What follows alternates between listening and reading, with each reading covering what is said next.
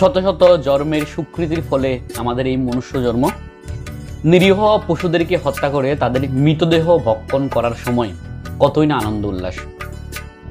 তো ভগবান এই পৃথিবীতে মনুষ্য জাতিকে সৃষ্টি করার সময় তার খাদ্যাভ্যাস কিরকম হবেন শ্রীমদ্ ভাগবত গীতায় তা বর্ণনা করা হয়েছে।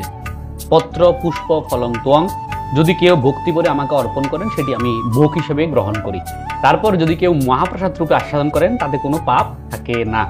কিন্তু এই মনুষ্য জন্ম পাওয়ার পরও নিরীহ পশুগুলোকে হত্যা করে বিভিন্ন আনন্দ উল্লাসের মাধ্যমে তাদের মৃতদেহগুলো আমরা ভক্ষণ করছি।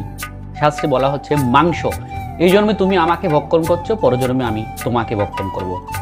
তো নিরীহ পশুকে হত্যা করে তাদের মৃতদেহ ভক্ষণের ফলে আমাদের পরবর্তী জন্ম হয় পশুকুলে হতে পারে, নয়তো তার থেকে নিম্নজনিতও আমাদের জন্মগ্রহণ হতে পারে। সেজন্য সবসময় ভগবান নির্দেশিত সাত্বিক আহার কৃষ্ণপ্রসাদ গ্রহণ করুন। ভগবানের যে অনুশাসন, তার যে সিলেবাস আমাদের জীবনে কতটা প্রয়োগ করা উচিত নিজ অবস্থান থেকে সেটি প্রয়োগ করুন এবং সমাজকেও ভগবানের এই অনুশাসন মানতে উৎসাহিত করুন।